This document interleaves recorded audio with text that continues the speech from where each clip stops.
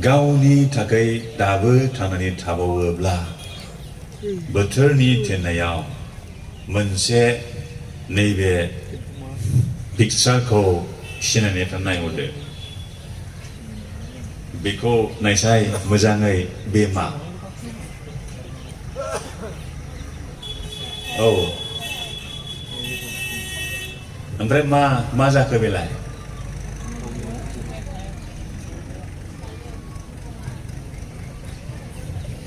सिनायाखसै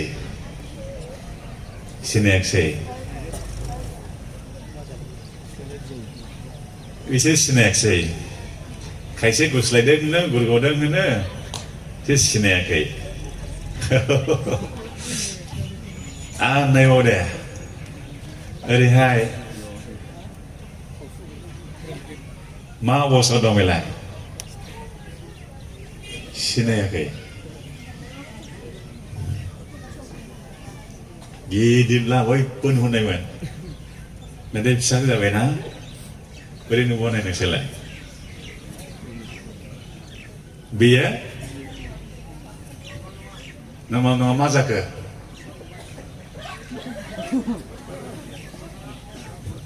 सोरबा मुख'दों ना गावनो ओंखारदों मानो ओंखारदों दे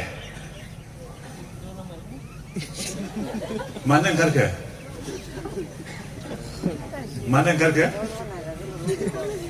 बाबाय एसे थाबाय थाबावनाय सेलनि सिङाव मानो थाबाय थाबावनाय let me be free from the shell I would be आं जेराव थायोमोन बे बिखंनिफ्राय बिखुं ना बिखं होनो बिखङाव दंमोन आङो बेसे थाबानाय आंलाय बे सिङावलाय आं ओंखारबाय बियो ओमफ्राय गावलाय मोजां मोनदों ना मोजां मोनदों ओमफ्राय गावथ' मोजां मोनदों दानिया मा जागोन दे बेनि सायाव बिखं थानाय समाव सोर नुफेरखो गोथाङै बेखौ नोंसोर नुबाय नों लावथिजों बुब्ला माबा जागोन नामा जेबो जाया अन्थाइजों खुबैब्लाबो जेबो जाया नों गाखोब्लालाय जेबो जाया सानैसो गाखोब्लालाय जेबो जाया दंफां बायसोमब्ला हाग्रायाव जेबो जाया एसेबां प्रटेक्टिभ एसेबां रैखा गोनांमोन बे बिखङाव थानाय समाव जेनोबो गिनांगौ गैया nothing to worry about जेबो गिनांगौ गैया बिखं सिङाव थानाय समाव नाथाय बियो बेनिफ्राय ओंखारबाय बाबाय बियो गावनि सेल बिखं सिङाव थानायखौ बाबाय आरो बियो ओंखारबाय दानिया exposed to every danger गिथावथाव निदान खैफोदजों बियो बेंदिं जाबाय बेबादि जोंनि लाइमोनफ्रा दिनै फ्रिडम लुबैगासिनो दं बेसे थाबानाय जोंलाय बेखौ दामाव होनो बेखौ दाजा होनो बिदि दागान होनो बेखौ दामाव होनो बैयाव दाथां होनो बेबादि होबथानायल' we don't want to be dictated by our tradition परम्परानिफ्राय प्राचीन कालनिफ्राय फोरोंबोबाय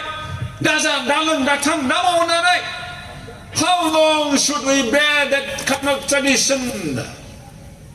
for ages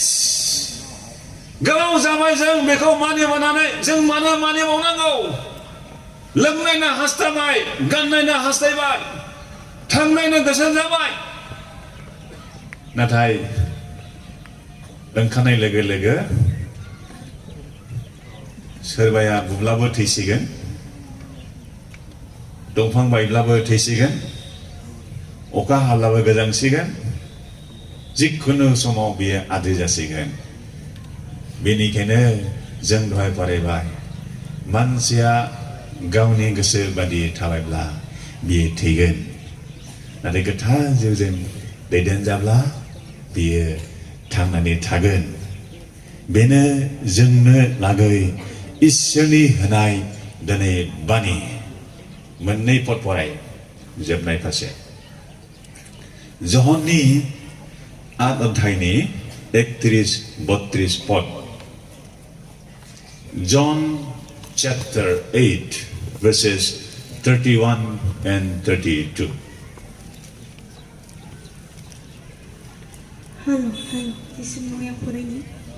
जिसुआ गावखौ फोथायनाय जुदायारिफोरखौ होनबाय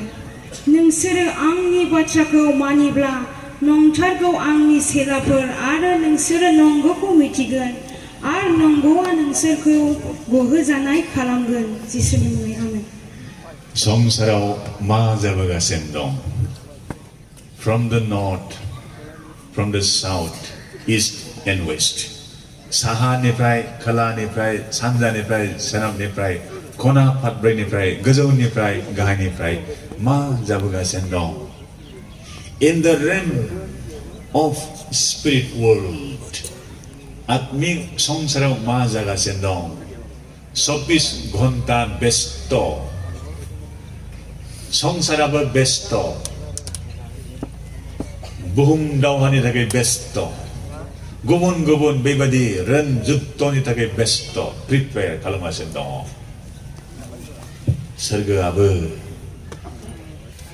सोरगोआव हौवा गोदाननि हिनजाव गोदानखौ लांगोननि थाखाय दिनै व्यस्त लांनो फैसिगोन नुवा नुस्लाबा जिसुनि बे समाव फैगोन सिखाव बादि लागै थिम Jesus will soon appear in the cloud of glory समायनायनि जोमैयाव जिसुआ सिखाव बादि नुवा नुस्लाबा नुजाफैगोन गिर्जानि फोथायग्राफोरखौ गोथारफोरखौ pure in heart living in holiness and righteousness पवित्रतायाव थाबायग्राफोर धोरोमियाथिखौ धार्मिकताखौ हामजाग्राफोर इसोरनि सिगाङाव गाहामखौल' रायनो मावनो खालामनो हास्थायग्राफोर इसोरनि रायजोखौल' अननानै हेफाजाब होग्राफोरखौ लांनो जिसुआ स्रोदै सिखाव बादि फैगोन मिथिनाय नङा बे बाराव दा बेनि थाखाय थाम थिम जागासिनो दङ एन्जेलफ्राबो सोरगोदेवफ्राबो व्यस्त जानाय नोंखौ आंखौ हेफाजाब होनो बिसोरो गोसो जादों जोंनि आरज खालामनाय मानिखौ खोनासंदों हेफाजाब बिनायखौ इसोरा जोंनो होदों दानि जों खोनासंबाय जहननि 8नि 31-32 पदाव लिरनाय बाथ्राया नोंसोरो आंनि बाथ्राफोरखौ खोनासंनानै बेखौ मावग्रा जायोब्ला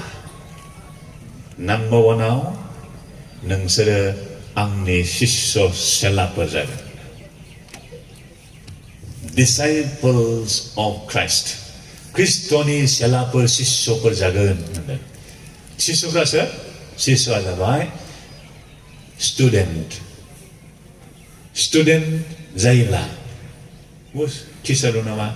बे सारा टिचारा सारा बुंनाय खोथाखौ स्टुडेन्टफ्रा मानियो ना मानिया मानिजोबो दा A to Z मानियो थां होनब्ला थाङो फै होनब्ला फैयो स्टेन्ड आप सिखांब्ला सिखाङो सिट डाउन जिरायब्ला जिरायो बिदि लानानै फै गोख्रैनो लायो आरो फैफिनो दा बेनिखायनो बे सारजों फोरोंनानै गथ'फ्रा गोरों गोरा जानानै थांबाय गोबां hundreds of thousands of students graduated from his school बेबायदि ग्रेजुवेट जानानै सोलोंनानै थांजोब्बाय आरोना ओमफ्राय खोथा मानियाब्लाथ' रोंनाय नङामोन ना सोलोंसाया शिष्यआ जिसुनि सेलाया जिसुआ जोंनि गुरु फोरोंगिरि बिनि बुंनाय बाइबेलनि मोनफ्रोमबो बाथ्राखौ गिर्जानि गेजेरजों फोरोंनायखौ जों फिट मानिग्रा जाबायब्ला जों सेलाफोर जाबाय आरो जायफ्रा जिसुनि सेलाफोर जाबाय बे सेलाफ्रा नंगौखौ मिथिगोन सत्यखौ मिथिगोन सत्यखौ मिथिगोन they will know the truth नंगौखौ मिथिगोन होनदों नाम्बार 2 नंगौआलाय माथो नंगौआ बाइबेलाव दिन्थिजानाय जोंनि फोरबो जिसुआ लानानै फैनाय मिथिफेरामोन गोदो गोदायनिफ्राय बासायजानाया माबादिमोन इसोरा माबादिमोन सोरगोआव मा दंमोन बेखौ गासैखौ मिथिहोबाय आरो बबे बबे नंखायखौबो नंगौनिफ्राय सिनायगोन नंगौखौ नंखायनिफ्राय सिनायगोन आरो नंखायखौ नोङो हेव गियान रिजेक्ट खालामनानै नंगौखौ नों लानो हागोन आरो बे नों मोननाय नंगौ सत्यआनो बे सच्चाइ नैबे नंगौ ट्रुथआनो नोंखौ आंखौ जों फोथायग्रा इसोरनि फिसाफोरखौ गहोजानाय स्वाधीन खालामगोन बेसो नंगौ गहोजानाय बे गहोजानाया जोंनि दहाय बिखंनिफ्राय ओंखारनाय बेबायदि नङा दे बिखंनिफ्राय ओंखारनाय बेबायदि नङा This is not freedom बेयो उदांस्रि नङा स्वाधीन नङा बेयो नाथाय बे गावखौ बुथारना लानायसो बेयो बेनिखायनो दिनै बेबायदि सम फैगौ बेबायदि मुगा फैगौ बाइबेलनि बाथ्रानि बिपरित फैबाय थागोन आरो दानि माखौ लानाय आधुनिक जिसुखौ लानाय बाइबेलनि जिसुनि फोरोंनायखौ लानाय नै दिनैनो बेखौ सायख'नांगौ जिबना उदां जागोन स्वाधीन जागोन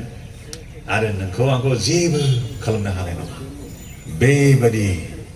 गाज्रिथार बोथोरावबो जों स्टेन्ड खालामनो हागोन लुकिं फरवार्ड टु जीसास जिसुखौ लामा नायनानै जों थांनानै थानो हागोन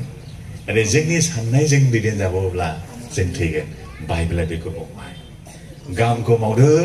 गुबुननि थाखाय थांनानै थादो ख्रिस्ट'नि समायनि हाबा मावदो